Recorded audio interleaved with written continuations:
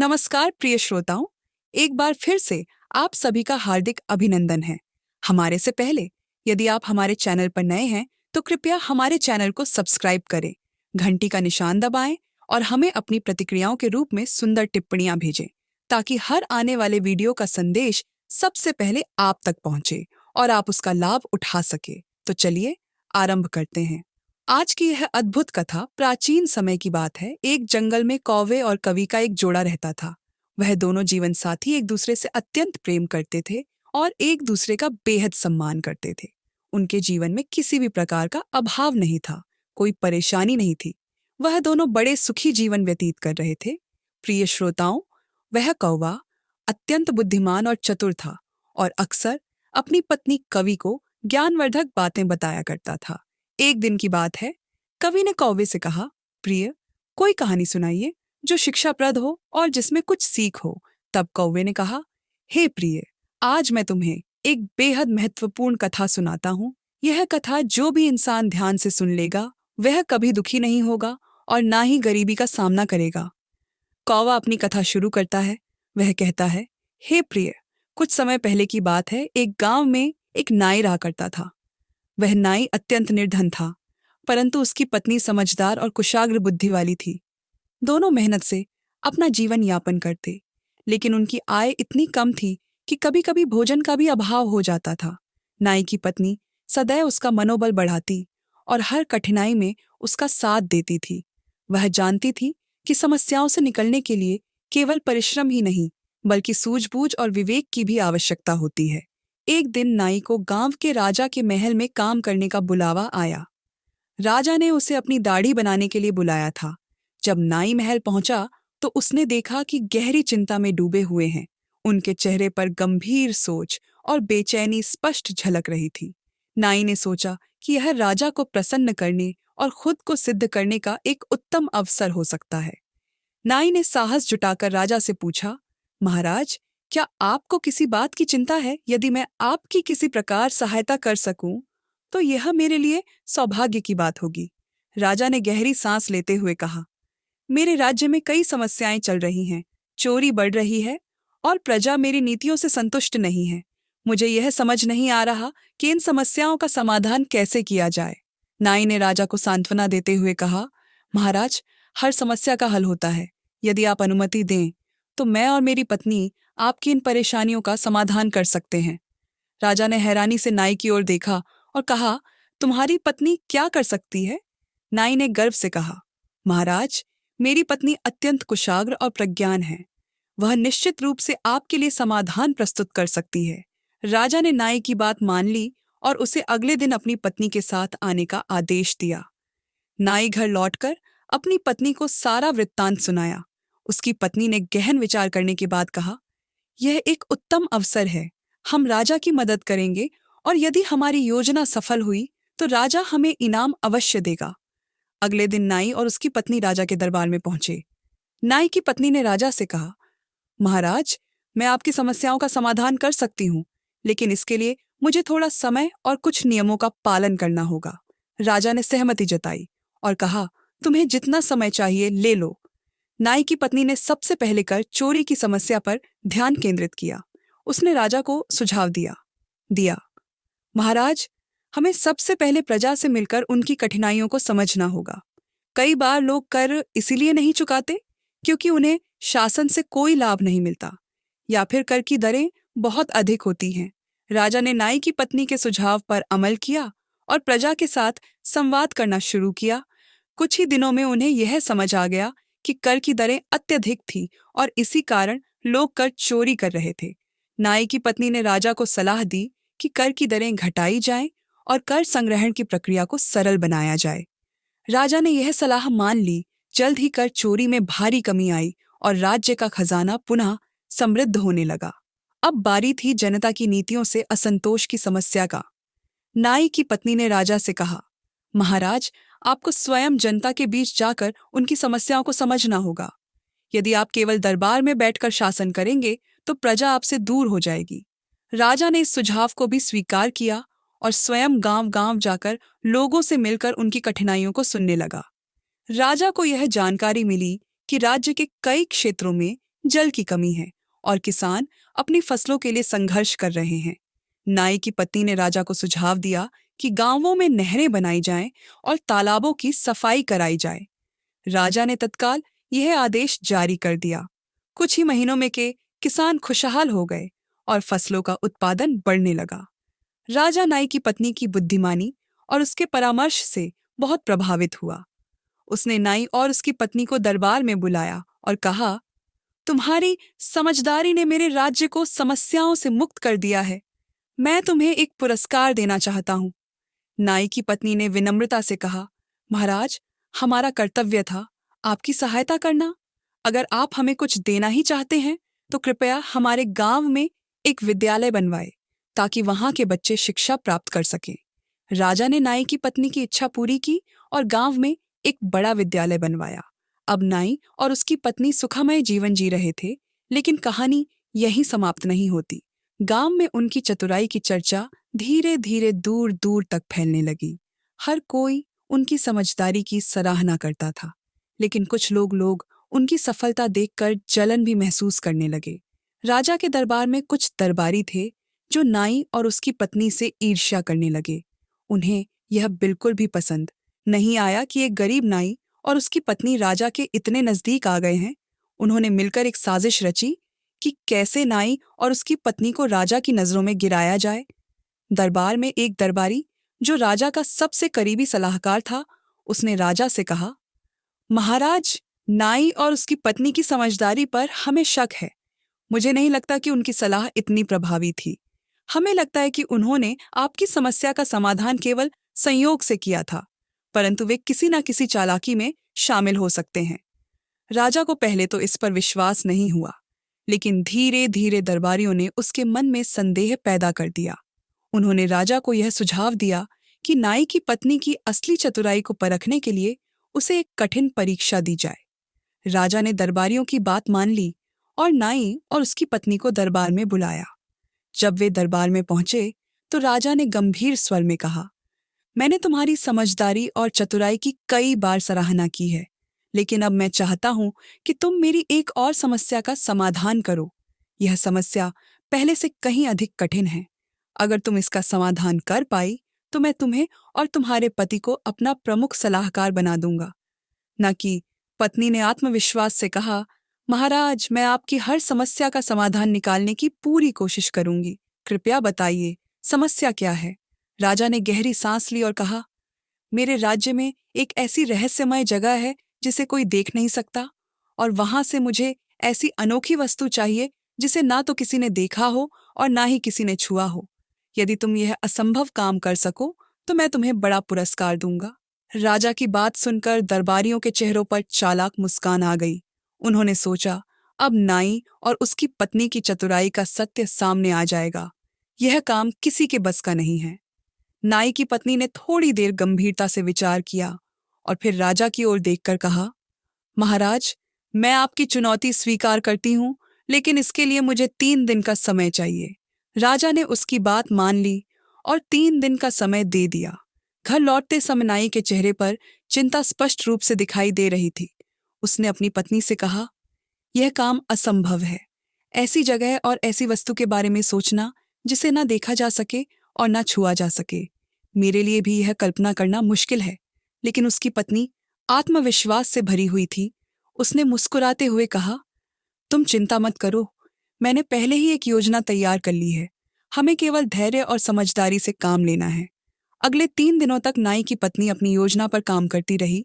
तीसरे दिन सुबह वह तैयार होकर दरबार में पहुंची। राजा और दरबारियों ने उत्सुकता और जिज्ञासा से उसका इंतजार किया। हर कोई यह देखना चाहता था कि वह इस चुनौती का सामना कैसे करेगी। राजा ने गंभीर स्वर में पूछा, क्या तुम वह वस्तु लाकर लाए हो जिसे ना देखा जा सकता है और ना छुआ जा सकता है?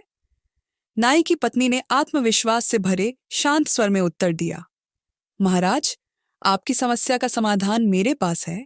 मैं आपके लिए एक ऐसी वस्तु लेकर आई हूं जिसे ना कोई देख सकता है और ना कोई छू सकता है। यह सुनकर दरबार में एक सन्नाटा छा गया। सभी दरबारी उसकी चतुराई और आत्मविश्वास से प्रभावित हो गए। अब हर किसी को यह जानने की उत्सुकता थी कि वह कौन सी वस्तु है जिसे ना देखा जा सकता है और ना छुआ जा सकता है। नाई की पत्नी ने उत्तर दिया, महाराज, वह वस्तु है विचार विचार को ना कोई देख सकता है और ना कोई छू सकता है, लेकिन यह संसार की सबसे शक्तिशाली चीज है। विचार विचार ही वह शक्ति है जो असंभव को भी संभव बना देती है। राजा कुछ पल के लिए चुप हो गए। फिर उन्होंने जोर से हंसते हुए कहा, तुमने सही कहा। विचार वाकई एक ऐसी चीज है जिसे कोई देख नहीं सकता और ना ही छू सकता है, लेकिन इसका प्रभाव अनमोल होता है। तुम्हारी चतुराई ने एक बार फिर साबित कर दिया कि तुम कितनी समझदार हो। दरबारियों की साजिश नाकाम हो गई और नाई की पत्नी की समझदारी ने उसे और भी अधिक सम्मान दिलाया। राजा ने नाई और उसकी पत्नी को अपना मुख्य सलाहकार बना लिया। अब वे न केवल राजा के प्रिय थे, बल्कि उनकी सलाह और नीतियों से राज्य समृद्ध और खुशहाल हो गया था। उनकी बुद्धिमानी और समर्पण की कहानियां पूरे राज्य में फैल चुकी थीं। राजा हर महत्वपूर्ण निर्णय के लिए उन्हें बुलाता और उनकी राय लेता। हालांकि यह दरबार के कुछ पुराने दरबारी नहीं सहन कर पा रहे थे। दरबारियों को यह अब भी खटक रहा था कि एक साधारण नाई और उसकी पत्नी इतने उच्च पद पर कैसे पहुंच गए। उनमें सबसे अधिक जलन दरबार के मुख्यमंत्री को हो रही थी।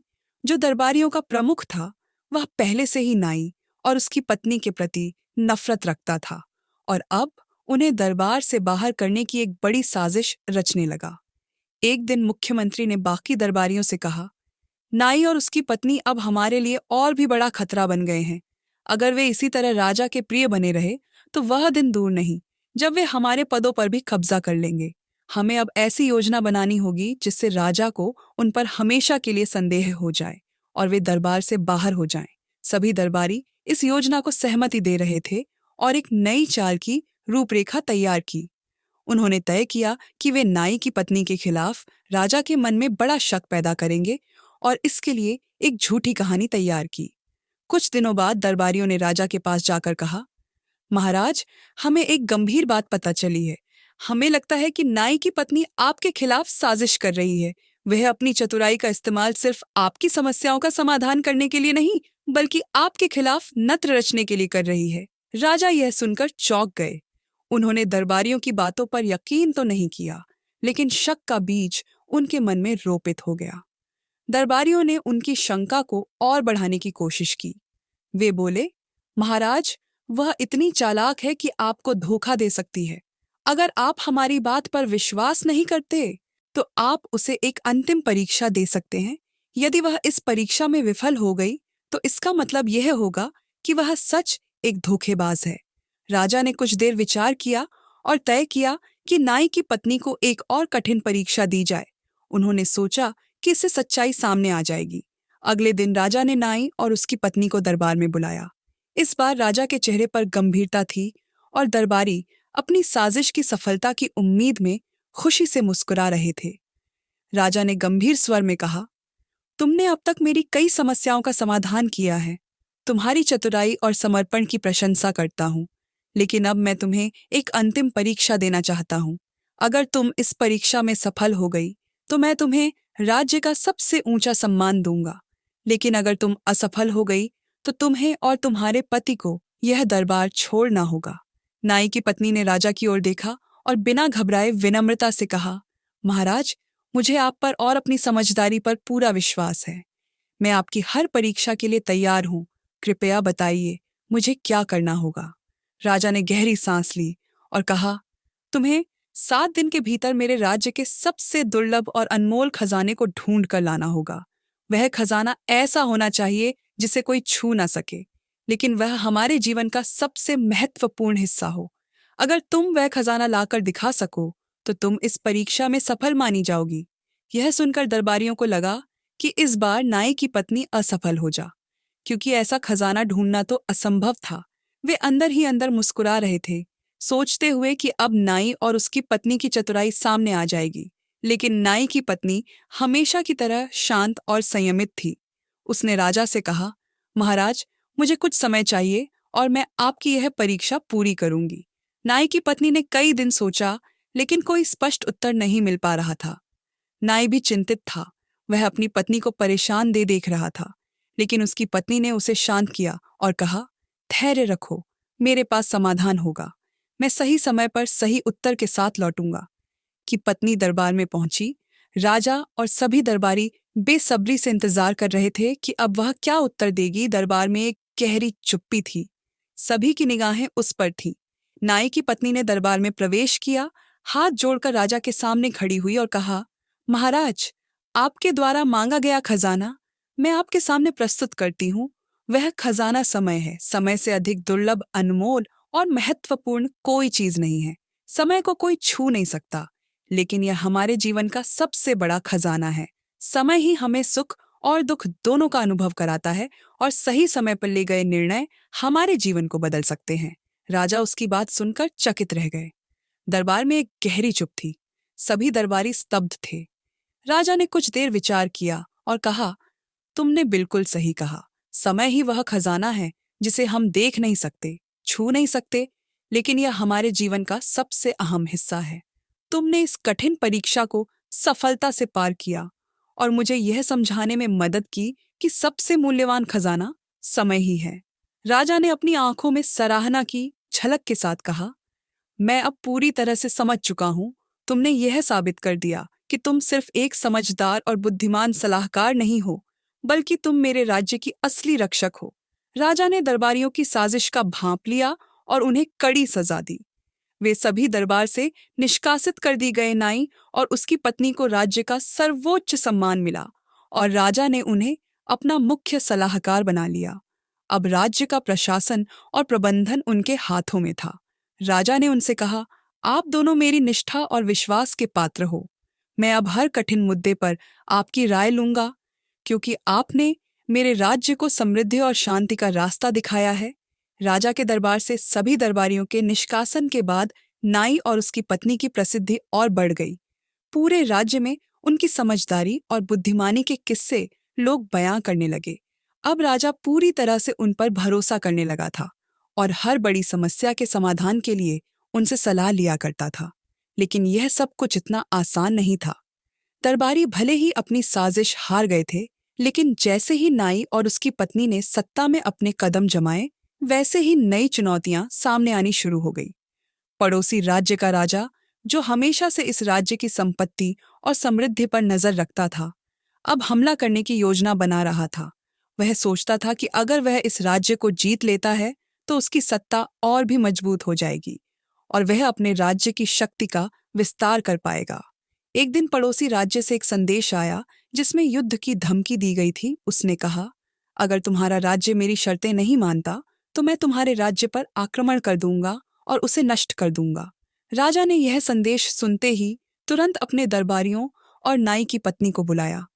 बहुत चिंतित था और बोला, राज्य की शांति अब खतरे में है। पड़ोसी राज्य के राजा ने युद्ध की धमकी दी है। मैं नहीं चाहता कि हमारे लोग युद्ध के कारण कश्ती हो। हमें इस समस्या का समाधान शांति से निकालना होगा।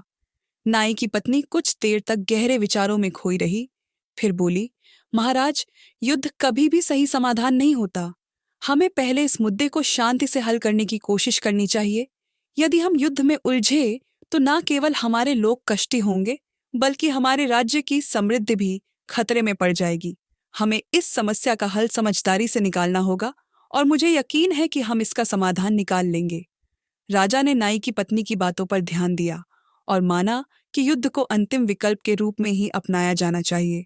उसने नाई की पत्नी से कहा, तुम सही कहती हो। अब हम सब मिलकर इस समस्या का शांतिपूर्ण समाधान निकालेंगे। राज्य के सभी मुद्दों का हल निकालने की सोच ने नाई की पत्नी को इस अहंकार में डाल दिया कि वह अकेली ही सब कुछ कर सकती है और उसे किसी की मदद की आवश्यकता नहीं है। उसने राजा की सलाह को नजरअंदाज कर दिया और निर्णय लिया कि वह अपने फैसले खुद ही लेगी। यह सोच उसे और भी आत्मविश्वास दे रही थी, क्योंकि अब उसे लगता था कि उसकी चतुराई ही सबसे सही रास्ता है।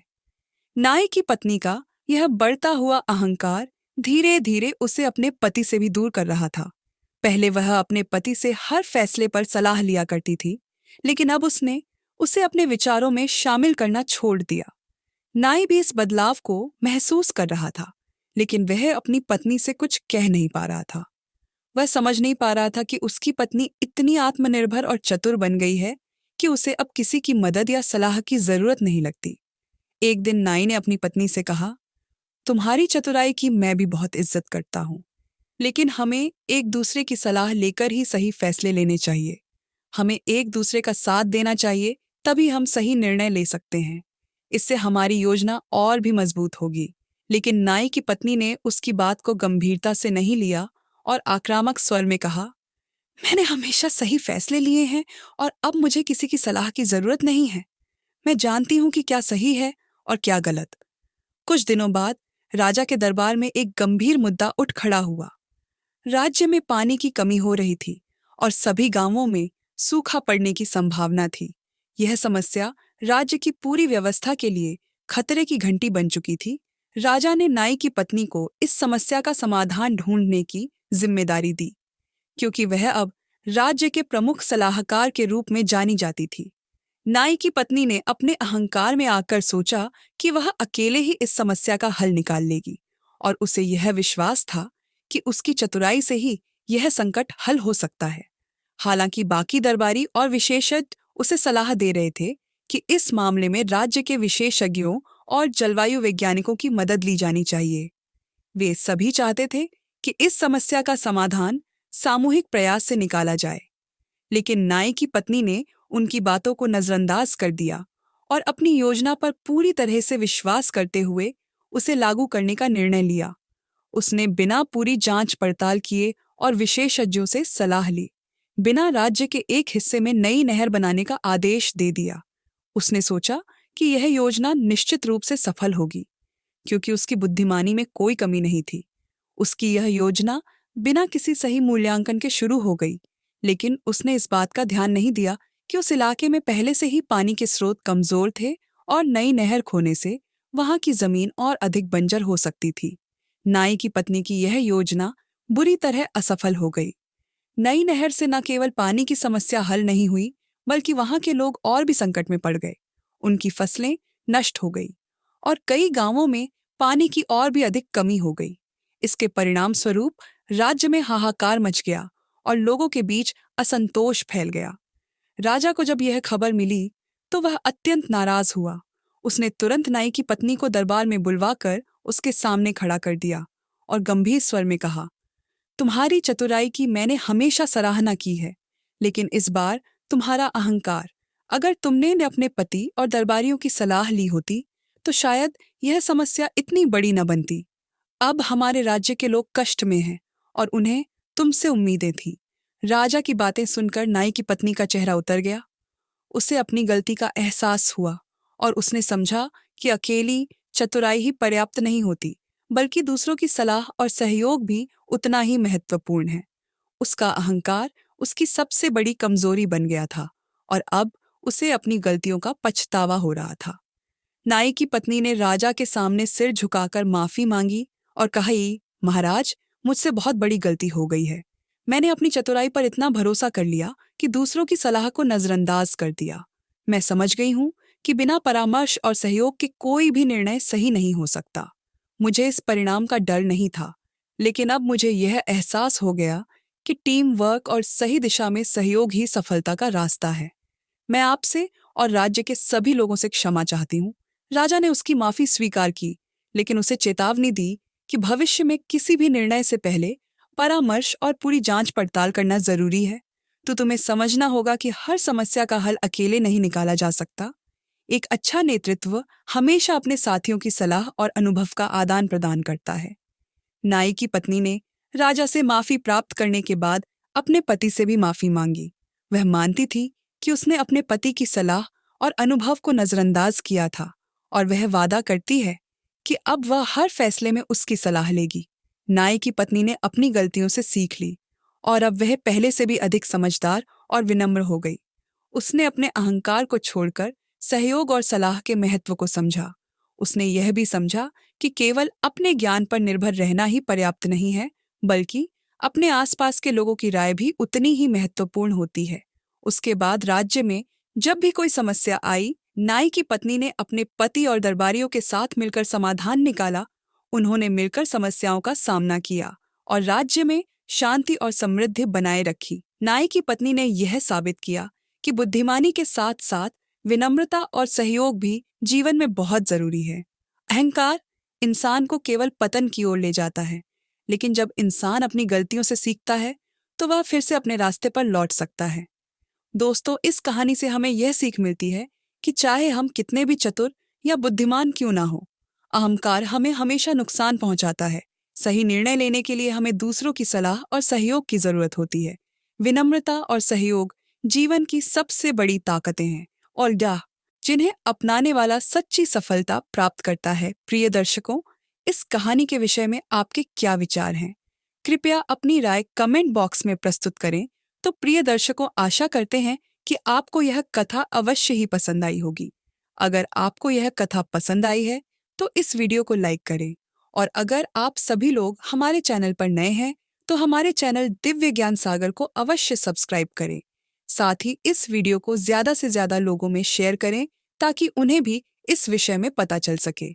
और इस वीडियो के कमेंट सेक्शन में जय श्री कृष्णा अवश्य लिखें। बाकी मित्रों, इस वीडियो को यहाँ तक देखने के लिए आप सभी का दिल से धन्यवाद। जय श्री राम।